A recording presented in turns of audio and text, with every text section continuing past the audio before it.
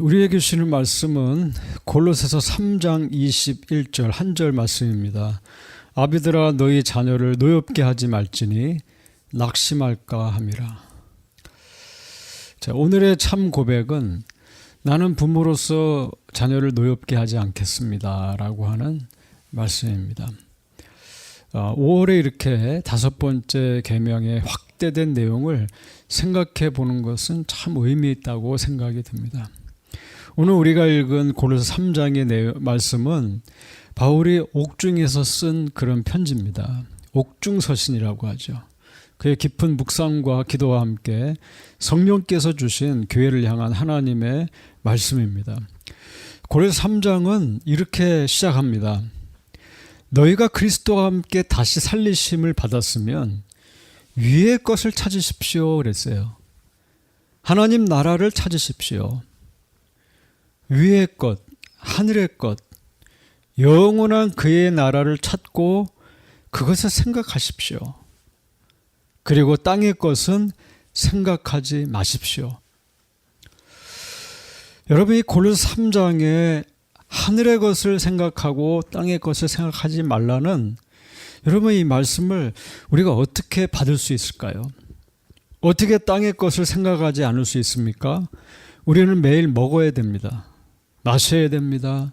입어야 됩니다. 쓰고 자고 수많은 소비가 일어나야 돼요.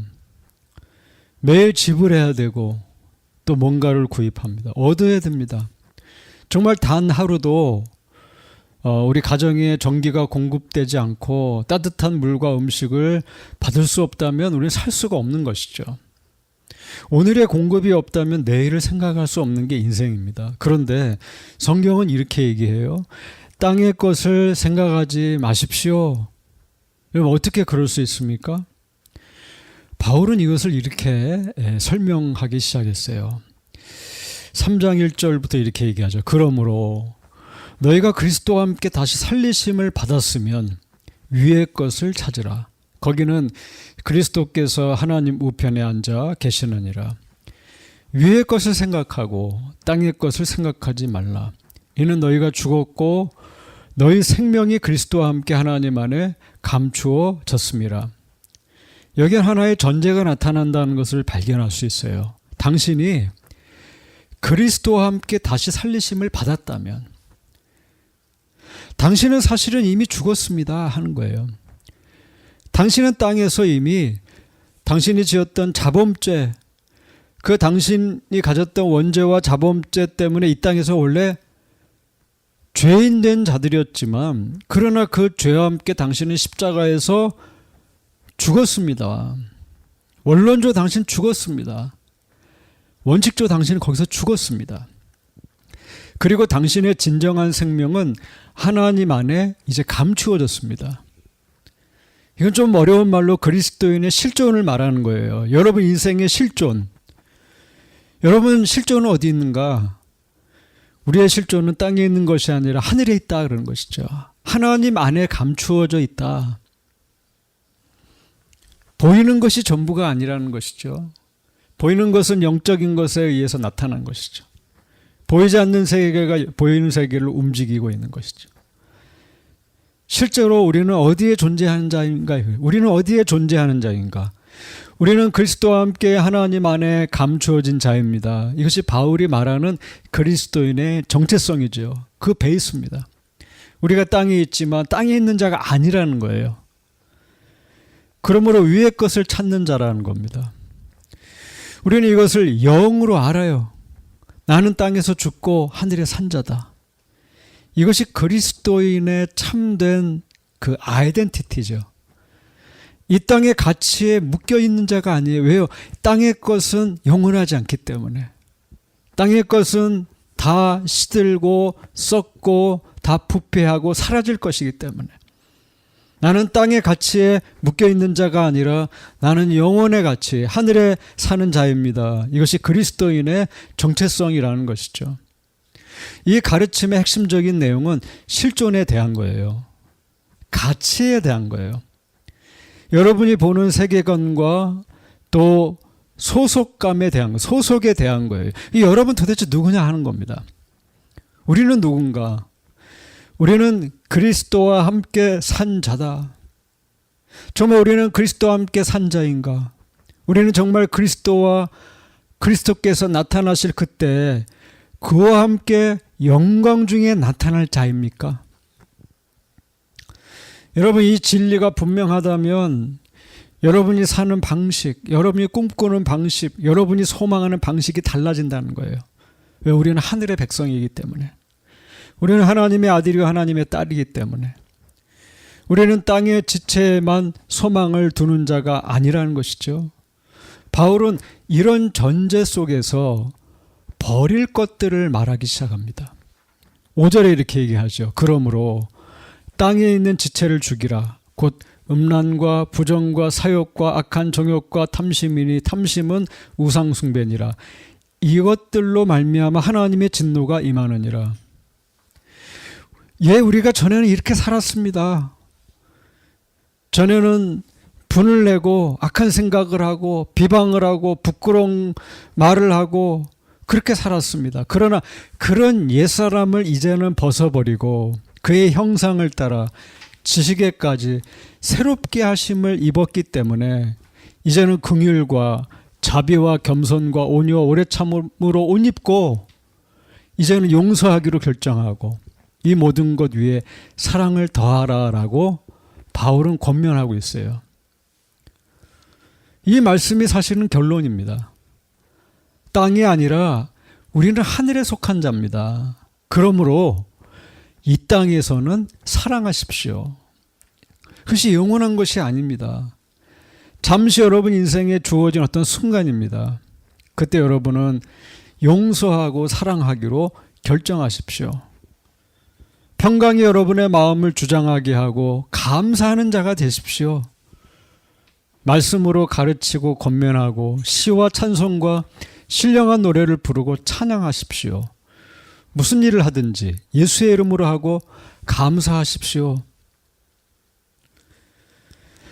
이제는 예전에 어떤 그 모습으로 살지 말고 당신은 하늘의 정체성을 갖고 있는 사람이기 때문에 예수님의 이름으로 하고 하나님께 감사하십시오. 그리고 나서 주신 말씀이 뭡니까? 부모 공경이에요. 이거 에베소서하고 약간 구조가 비슷해요. 그리고 오늘 21절에 아비들아 너의 자녀를 노엽게 하지 말지니 낙심할까 함이라 이렇게 말합니다. 땅의 지체는 죽이고 하늘을 보며 사십시오. 하늘을 생각하며 사십시오. 그 가치로 사십시오. 자녀를 노엽게 하지 마십시오. 자녀가 낙심하지 않게 하십시오. 사실 이 말씀은 저에게 주시는 말씀이에요.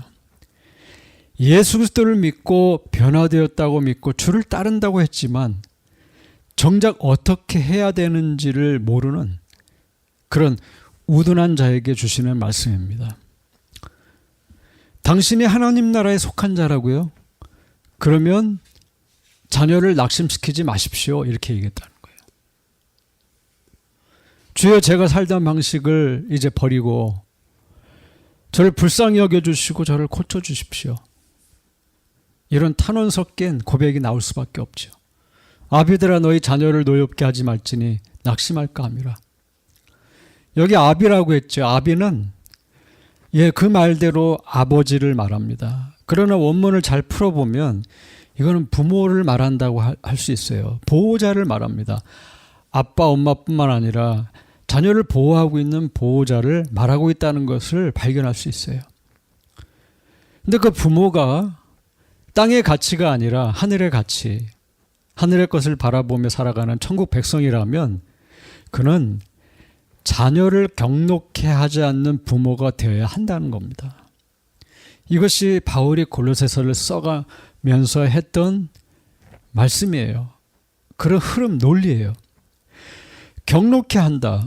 자녀를 경록해 하지 마십시오. 분노하게 하지 마십시오. 경록해 한다의 원형은 에레디조라고 하는 말을 썼어요. 이 말은 흥분시킨다는 거예요. 화나게 한다. 부모가 자녀를 경록해 한다는 것은 정확한 의미는 권리 남용을 말하는 겁니다. 권리 남용.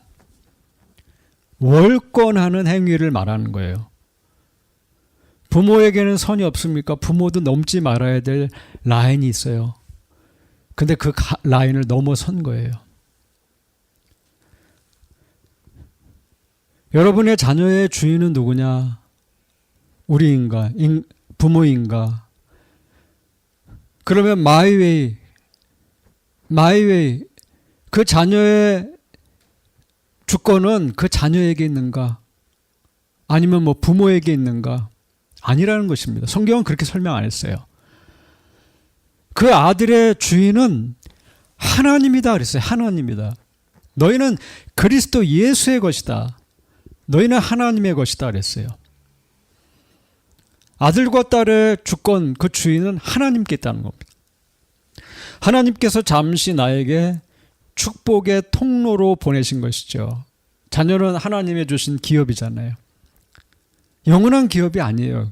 잠시 주신, 어떤 시간 안에 주신 그런 축복의 통로죠. 정말 잠시입니다. 잠시 그들이 사랑스러운 아들과 딸이 된 것이죠. 그 시간 동안 부모는 자녀를 자기 인형으로 만들면 안 되죠. 자기의 욕심을 채우는 그런 대상이 아닙니다. 자기의 위로거리가 아니라는 거예요. 내가 월권을 하면 그 라인을 뛰어넘으면 자녀는 반발합니다. 자녀가 부족해서 그렇게 분노했다고요? 근데 부모를 살펴봐야 돼요. 그 부모들이 시작한 일이 많습니다. 욕심이, 무관심이 그렇게 만들었어요. 낙심할까 함이라 그래요. 낙심할까 함이라. 이 말씀은 원문에 의하면 열정을 잃어버린 상태를 말하는 거예요. 낙담하다, 의기소침하다, 심령이 상하는 걸 말하는 거예요. 남이 아닙니다. 부모의 월권은 자녀의 열정을 빼앗는다는 거예요. 낙심하게 한다는 거예요. 그가 원래 가졌던 열정과 용기를 생각해 보라는 겁니다. 그럼 우리는 또 기도하게 되죠. 주여, 제가 자녀의 열정을 뺏었다고요? 낙담하고 포기하게 만들었다고요? 주여, 용서해 주십시오. 여러분, 이 이야기는 인본주의적인 부모관을 말하는 게 아니에요. 계속 말합니다. 골로새 3장의 전제는 뭐냐면 천국 백성이라는 전제가 있다는 거예요. 하늘에 속한 자라는 거예요. 이 말은 뭐냐면 부모만 하늘에 속한 자가 아니요 자녀도 마찬가지라는 겁니다. 우리는 잠시 땅에서 사는 자라는 거예요. 영원한 나라에서 살 우리가 잠시 광야 같은 땅에서 사는 동안 주님은 우리를 격려하시고 우리가 그리스도 안에서 행하고 감사하기를 원하신다는 거예요. 이게 3장의 설명이죠. 우리에게 하시는 말씀입니다. 여러분의 주인은 여러분 자신이 아니고 누군가가 아니고 하나님이시라는 거예요. 그 잠시의 만남이 축복이 되기를 바란다는 거예요. 특별히 자라나는 자녀에게 그 자녀가 소년기를 지나고 티네이저, 청소년기를 지날 때 가장 필요한 것은 격려겠죠. 격려. 사랑 어린 격려. 그들은 내가 월권하지 않아도, 욕심 부리지 않아도 상당한 혼란을 겪죠. 왜? 자라나야 되기 때문에, 배워야 되기 때문에.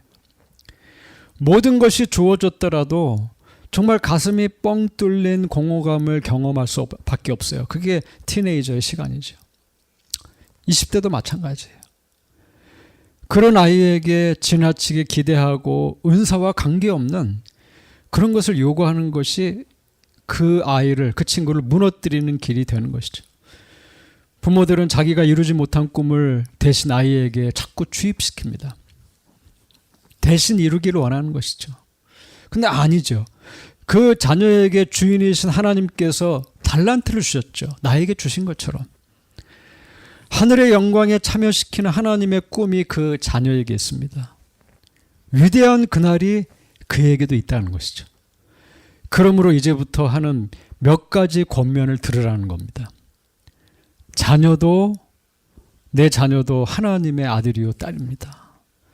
그러므로 이렇게 하십시오. 첫 번째, 자녀가 어리거나 병들거나 약할 때 그들에게는 부모의 사랑이 필요하다고 성경은 설명합니다. 바울은 로마서 1장에서 우상 숭배자들에 대해서 설명했죠. 그들의 마음에 하나님 두기를 싫어하며 하나님께서 상실한 마음대로 내버려 두사 사형에 해당되는 일을 한대요. 근데 31절에 보면 여러 가지 경우 중에 무정한 자요 그랬어요. 무정한 자요. Without natural affection이라는 말을 썼어요. 하나님 버린 자들은 어떤 자다? 무정한 자로 나타난다는 거예요. 하나님이 버린 자들은 무정한 자다. 결국 사형에 해당되는 자는 무정한 자다. 무정하다는 건 뭡니까? 애정이 없어요. 소중히 여기지 않는다는 말이에요. 그 말은 뭐냐면 가족은 가족인데 가족끼리 가족적 사랑이 없다는 겁니다. 어찌 보면 이것은 본능이에요. 정이 있다는 건 본능이에요. 이거는 사실 그냥 미덕이었어요.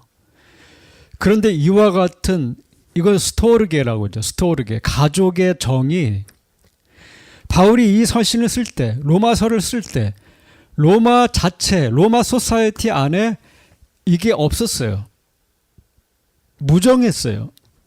가족 간의 정이 없었어요. 심지어는 기록에 의하면 로마 광장에 매일 부모들이 아이를 버렸습니다. 어떤 날은 30명을 버리고 어떤 날은 40명을 버렸대요. 아이들은 버려지고 또 버려졌어요. 여러 가지 이유가 있었습니다. 먹을 것이 부족할 때, 입을 것이 부족할 때, 살기 위해서, 환경의 이유 때문에 아이들은 버려졌습니다. 장애를 갖고 있는 아이들은 거의 대부분 버려졌어요. 말을 못하고 보지 못하고 삐뚤어지고 몸을 간수하지 못하는 아이들이 다 버려졌어요. 그렇습니다. 어떤 역사가는 가장 크고 위대했던 로마 제국이 쇠망한 이유를 장애를 갖고 있는 아이들을 버렸던 그 일 때문이었다라고까지 기록하고 있어요. 그러면 여러분 지금 어떻습니까? 오늘처럼 이렇게 완전 문명화된 이 사회에서 별다른 법적인 제재도 받지 않고 사람들은 뭘 하고 있어요? 자기 뱃속에 아기가 생기면 그 아이를 지웁니다. 낙태합니다. 지금도. 여러분, 아기를 낙태하는 것, 태아를 살해하는 것이 정상입니까? 근데 우린 지금 정상이라고 말하고 있어요. WHO의 통계에 따르면 전 세계적으로 매년 7,300만 건의 낙태가 이루어지고 있대요. 매년 7,300만 명이 죽는다는 거예요. 여러분 이게 상상이 됩니까? 한국의 대한산부인과 의사회 그걸 찾아봤어요. 공식, 비공식이 있더라고요. 비공식을 보니까 매년 한국 안에서도 50만 명에서 100만 명을 죽인다는 거예요. 뱃속에 생긴 아이들을 100만 명을 매년 죽이고 있다는 거예요. 아이들이 갈기갈기 찢겨서 쓰레기통에 던져진다고 합니다. 이해할 수가 없죠. 그런데 아세요? 크리스찬도 예외가 아니라는 거예요. 우리가 크리스찬이라고 말했지만 과연 우리는 성경이 말하는 것을 알고 이렇게 했을까요? 생명은 하나님의 것이라고 했어요. 성경은 우리에게 계속 외칩니다. 생명은 하나님의 것이야. 바울이 말하는 사형에 해당된다고 했던 이 무정함은 가정 안에서 일하는 애정 결핍이에요. 사랑이 없는 거예요. 심지어는 그 자녀를 버리고 죽음에 내모는 살인을 말하는 겁니다. 지금도 살기 위해 이미 태어난 아이들을 부모가 아이들을 버립니다. 여러분 한국을 다른 나라에서 뭐라고 부르는지 아세요? 해외 입양국이라고 불러요. 그런 오명을 받았어요. 지금까지 한국에서 태어난 아이들의 25만 명 이상의 아이들이 해외로 다 버려졌어요. 다 보내졌어요. 아이들은 부모를 잃어버리고 부모가 있어도 아이가 버려졌습니다. 지금 어떻습니까? 지금은 자기 이익을 위해서 자식을 버리는 시대예요. 바울이 이 서신을 쓸 그때도 그랬고 지금도 마찬가지입니다. 그리고 이제는 심지어는 어떻게 됩니까? 특별히 한국은 더 이상 아이를 낳지 않습니다. 그런 시대가 됐어요. 우리는 무정한 시대를 지나가고 있다는 거예요. 이게 성경이 말하는 겁니다. 욥기서 39장 16절에 그 새끼에게 무정함이 제 새끼가 아닌 것처럼 한다 그랬어요. 바울은 그 말씀을 나누고 싶은 거예요. 당신이 하늘에 속한 자라면, 당신이 하나님을 두려워하는 그의 나라의 백성이라면 당신은 무정함을 버리십시오. 가족 안에서 사랑을 선택하십시오라고 말하고 있다는 겁니다. 두 번째는 부모가 너무 맹목적인 사랑을 보이거나 부모의 뜻을 자녀에게 고집스럽게 탐닉적으로 주입하는 것을 하지 말라는 겁니다. 때로 야곱의 가정에서 일어난 것처럼 부모는 아이에게 편애를 보이는 경우가 있죠. 그리고 일어나지 말아야 될 일들이 그 가정에서 일어났잖아요. 형이 동생을 팔아버리는. 때로 별로 칭찬을 받을 만한 일이 없는데도 과분한 칭찬을 하는 것도 잘못된 겁니다. 상당한 칭찬을 받아야 되는데 별로 칭찬하지 않는 것도 문제가 있죠. 야곱의 편애도 문제였지만 이새의 다윗 제외도 문제가 있다는 겁니다. 물론 하나님께서는 이 모든 일들을 통해서 버려진 사람을 총리로 세우고 제외된 사람은 왕으로 세웠어요. 물론 하나님께서 이 모든 일들을 통해서 행하십니다. 그러므로 이미 당신의 가정에서 일어난 일에 대해서 사실은 너무 고통스럽게 생각하면 안 돼요. 그러나 이제부터 여러분 어떻게 선택해야 합니까? 하늘에 속한 자처럼 선택해야 한다는 거예요. 성경을 통해 배우고 다시 오늘 우리는 시작해야 합니다. 우리의 실수에도 불구하고 그의 뜻을 이루시는 하나님의 선하심을 믿고 우리는 오늘 다시 시작해야 한다는 거예요. 지혜를 주시도록, 가르침을 주시도록. 때로 훈계나 징계를 하지 않는 경우가 있어요. 아이가 잘못해도 징계하지 않습니다. 성경은 그것을 자녀의 영혼을 경시하는 것이라고 말하죠. 필요한 양식을 주지 않는 것, 그들의 육체를 경시하는 것이라고 말합니다. 잠언서 13장 24절에 매를 아끼는 자는 그의 자식을 미워함이라, 자식을 사랑하는 자는 근실이 징계한다고 했습니다. 디모데전서 5장 8절에 누구든지 자기 친족, 특히 자기 가족을 돌보지 아니하면 믿음을 배반한 자요 불신자보다 더 악한 자라고 했습니다. 바울은 디모데전서 5장에서 사실 과부에 대한 이야기를 하고 있었어요. 과부. 어떤 자녀의 어머니가 그리고 할머니가 과부예요. 남편이 없어요. 그런 경우에 그 자녀들이 자기 가족을, 그러니까 어머니나 할머니를 외면하지 말고 잘 돌보라는 겁니다. 그런 면에서 5장 8절이 말하는 거예요. 누구든지 자기 친족, 자기 가족을 돌아보지 아니하면 믿음을 배반한 자요 불신자보다 더 악한 자니라. 바울은 누구든지 그랬어요. 자기 친족, 특히 자기 가족을 돌보지 않는 자가 있다면 그는 믿음을 배반한 자요 불신자보다 더 악한 자다라고 말하면서 뭐라고 얘기합니까? 아주 강하게 말해요. 돌봐라 그래. 돌봐라. 이걸 1차적으로 직계 가족을 말하는 거죠. 사실 근데 이 말씀을 가만히 뜯어보면 사촌들까지 포함한 말이에요. 확대된 가족. 만약 그렇게 하지 않는다면 당신은 믿음을 버린 자입니다. 믿음을 배반한 자입니다. 불신자보다 더 악한 자입니다. 배반했다는 것은 배도의 길을 간다라는 말에 용례를 사용했어요. 그건 당신이 배도의 길을 가는 것과 같은 겁니다. 그 말은 뭡니까? 당신의 어머니와 당신의 가족을 돌보지 않는다면 당신은 주님을 부인하는 것과 같은 일을 하는 겁니다. 자기 가족을 돌보는 것을 태만하게 한다면 당신은 믿음을 부정하는 것입니다. 심지어 불신자보다 더 악한 자입니다. 불경한 자들이 복음을 모르지만 이 사람들은 대부분 자기 부모를 공경하죠. 그들은 보면 본능적으로 부모를 공경합니다. 이걸 이제 본성의 빛이라고 얘기하잖아요. 그 본성의 빛이 비추어지기 때문에 예수를 몰라도 부모를 공경해요. 여호와 하나님을 몰라도 부모를 공경해요. 그런데 하나님을 알고 예수님의 십자가의 은혜, 구속의 은혜를 받은 자가 부모를 버린다면 이건 믿음을 버리는 것과 같다 이렇게 얘기했다.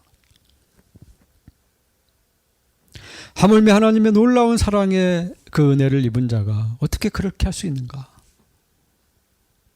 불신자들도 함부로 안 하는데. 그러므로 하나님은 그들을 심판하실 것이다. 이것이 바울의 논리예요. 당신이 주님의 나라의 영광을 위해 산다면 가족의 필요에도 동참해야 한다. 이것이 성경의 가르침입니다. 마지막으로 오늘 말씀이에요. 자녀를 잔인하게 다루거나 그들을 분노하게 하는 일을 피하라는 겁니다.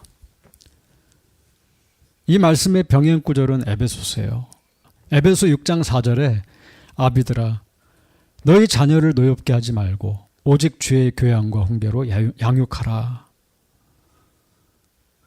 부모는 자녀에게 존중을 받아야 합니다. 예, 공경하라고 했잖아요. 그런데 부모는 이제 자녀를 또 존중해야 한다는 겁니다. NJB는 본문을 부모들아, 페어런츠로 번역했어요. 부모들아, 자녀를 노엽게 하지 말라. 근데 그것은 특정한 때만 말하는 게 아니에요. 이건 반복적으로 그렇게 하라고 말하는 겁니다. 그렇게 명하는 거예요. 그런 동사를 사용했어요. 항상 그렇게 하라는 겁니다. 언제나 그렇게 하라는 거예요. 어떻게 해요? 학대하거나 무시하거나 비판하고 책망하는 것을 반복하지 말라는 겁니다. 낙담하게 하는 일이 된다는 거예요. 하나님의 말씀으로 그들을 양육하라고 가르칩니다. 오늘 말씀 아비들아 너희 자녀를 노엽게 하지 말지니 경노케 할지 말지니 낙심할까 함이라. 에베소 6장 4절 오직 주의 교양과 훈계로 하라. 가르치라. 의로 교육하라. 징계하라 그랬죠. 그것은 자신의 생각으로 하는 것이 아닙니다. 자기의 가치 기준을 따라 하는 것이 아니죠. 때로는 가문의 전통을 따라 하는 경우가 참 많아요. 그렇게 늘 해왔기 때문에. 그런 것이 아니죠. 하나님의 교훈을 따라서 해야 한다는 겁니다. 하나님의 말씀의 교훈을 따라서 해야 한다는 겁니다. 우리의 생각이나 우리의 꿈, 어떤 가문의 전통이나 규율이 아니죠. 하나님으로부터 온 가르침으로 그들을 양육하라입니다. 이것이 성경이 부모에게 요구하는 것이죠. 골로새 3장 21절 아비들아 부모들아 너희 자녀를 노엽게 하지 말지니 낙심할까 합니다. 예수님께서 우리를 사랑하신 방법은 우리의 죄에도 불구하고 우리를 위해 희생하고 십자가에서 죽으시는 방법이었습니다. 우리는 거기서 옛사람이 같이 죽었다고 말하죠. 날마다 과거의 나를 십자가에서 못 박고 새롭게 하시는 주의 은혜를 구하라는 겁니다. 아비들아 자녀를 노엽게 하지 말라. 그들이 낙심할까 하니라. 이 말씀을 기억하십시오. 주의 뜻이 여러분 가운데 뿐만 아니라 여러분의 자녀를 통해서도 이루어질 줄로 분명히 믿습니다.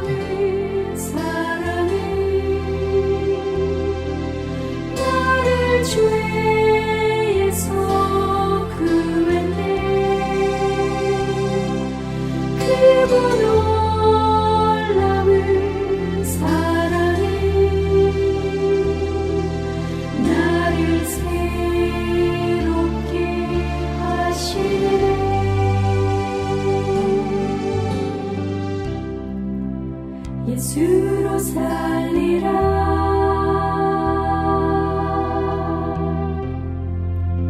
예수만 따르리. 예수 내 삶의 중심.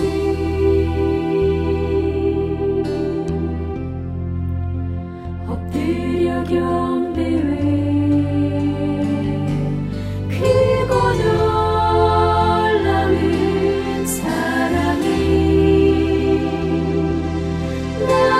죄에서 구했네. 크고 놀라운 사랑이 나를 새롭게 하시네.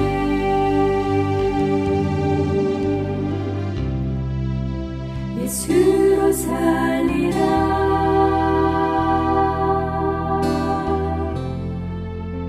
예수만 따르리.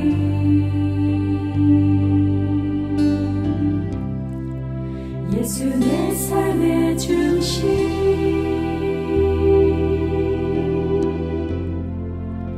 엎드려 경배해.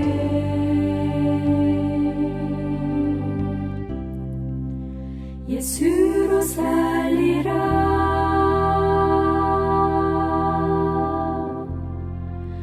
예수만 따르리.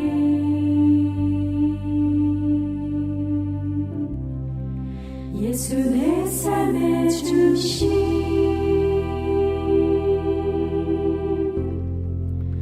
엎드려 경배.